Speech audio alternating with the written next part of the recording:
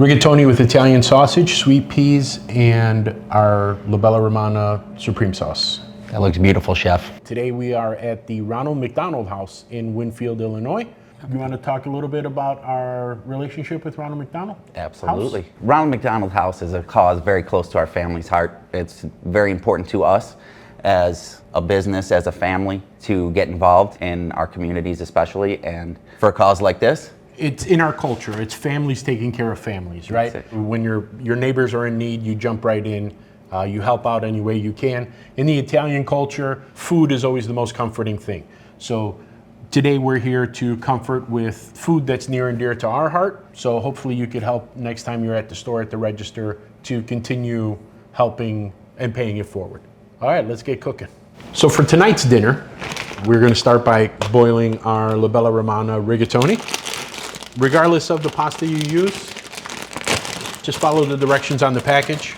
I always like to use extra water when I'm cooking pasta. It just helps it from not sticking together. So I like to do for every gallon of water, a quarter cup of salt. That makes your pasta really nice and flavorful. So we're gonna start to heat our pan. We're gonna start our sauce with 2 tablespoons of butter. So as soon as our butter is melted, we are gonna drop our homemade Italian sausage right into the pan. We're using mild. You could use the hot, you could use one of our newer flavor profiles of Italian sausage. So by mashing the sausage into the bottom of the pan, it starts to break up as it starts to cook. And we're looking to render the meat down because we really want that flavor of the sausage to cook into our sauce. So we're cooking over a medium-high heat because we're cooking a protein. The natural juices of the protein come out, and most of the natural juices of the protein are water. So by going with a little bit higher heat, we're evaporating the water coming out of the protein and really intensifying that sausage flavor. Mashing the sausage as it's cooking, it starts to crumble.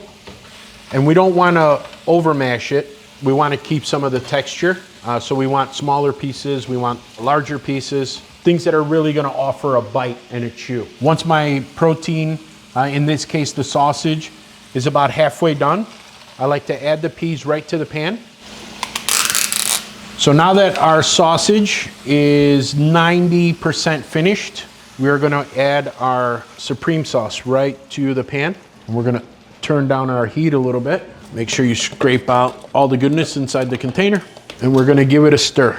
Supreme sauce has Parmesan cheese in it. You wanna bring it up to temperature slowly. You don't want the cheese to burn to the bottom of the pan. Everybody knows that pasta should be al dente. Al dente means to the tooth. So once we got a nice little boil starting, we're gonna take our cooked pasta and add it right to our pan. And we're just gonna incorporate the pasta. So as the sauce comes back to a boil, the pasta will absorb some of the liquid, making the pasta softer and the sauce thicker. Every good pasta dish should be finished in the pan. So now we're ready to come off the stove and plate. Oh, it looks fantastic. For a family staying at the Ronald McDonald House after a long day at a hospital, that is a very comforting meal. Absolutely. Families taking care of families.